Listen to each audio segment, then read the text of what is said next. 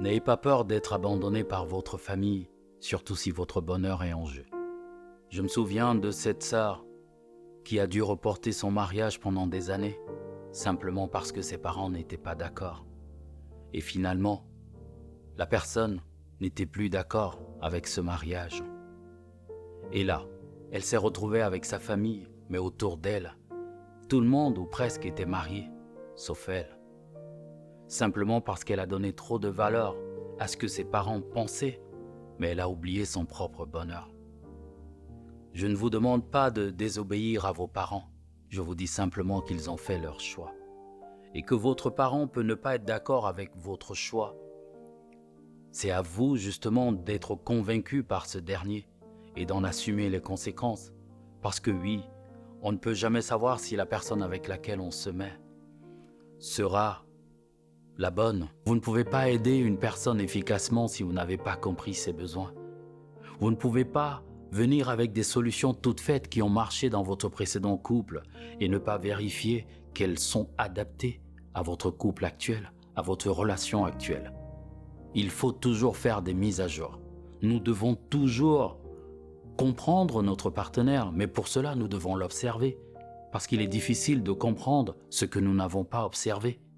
Il est difficile de comprendre la personne avec laquelle nous vivons si nous ne l'observons pas. Observez votre partenaire. Reconnaissez quand vous vous êtes trompé, corrigez le tir, améliorez votre analyse. Gardez en tête que les mêmes gestes ne sont pas toujours accompagnés de la même intention. Soyez humble, remettez-vous en question constamment. Et ce n'est que comme ça que vous comprendrez votre partenaire. Si votre partenaire vous a demandé de vous éloigner de vos amis, de votre entourage, si vous l'aimez, alors, si cette personne garde son entourage, ses amis, pendant que vous vous êtes éloigné des vôtres, cela signifie simplement que cette personne ne vous aime pas. Parce que selon elle, vous devez juste être là, pour lui ou pour elle. Dans ce cas, si cette personne veut vous prouver son amour, qu'elle fasse pareil. Et c'est souvent là le problème, c'est que nous écoutons les conseils de notre partenaire ou les recommandations de notre partenaire, pendant que cette personne fait le contraire de ce qu'elle nous demande de faire.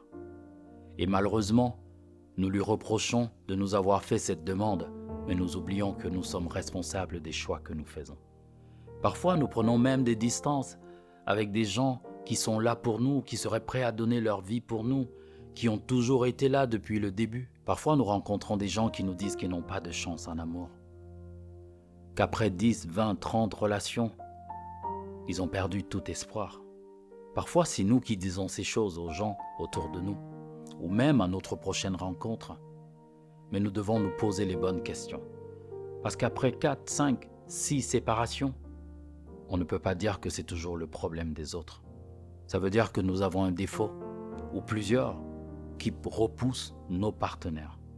Ou alors, qui n'arrivent pas à être compatibles avec les attentes de ces personnes-là. Après 4, 5, 10 séparations, on ne peut pas dire que ce sont les autres qui sont toujours le problème, qu'on n'a pas de chance en amour. Peut-être que c'est nous qui avons été la malchance de la vie de ces personnes.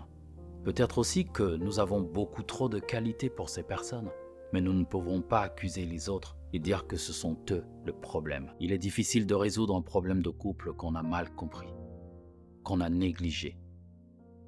Il est difficile de le résoudre quand on n'a pas compris les causes profondes du problème qu'on rencontre. Et malheureusement, nous viendrons avec des solutions inadaptées. Il est donc important pour nous de comprendre la souffrance de notre partenaire, de comprendre même aussi pourquoi est-ce que nous nous comportons de la sorte, quel intérêt nous avons à nous comporter de la sorte, qu'est-ce que nous avons à perdre aussi. Oui, parfois nous gardons un défaut, simplement parce que nous ne voyons pas tout le mal qu'il nous fait. Nous ne voyons pas tout le mal qu'il fait à notre partenaire. Parce que souvent on se dit, ok, ça m'arrange de faire ci, de faire ça, moi ou ma partenaire peut parler, c'est pas grave.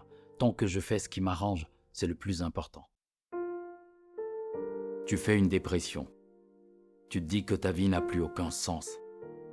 Tu es convaincu que tu n'as plus droit au bonheur. Avant de faire une bêtise, avant de toucher le fond.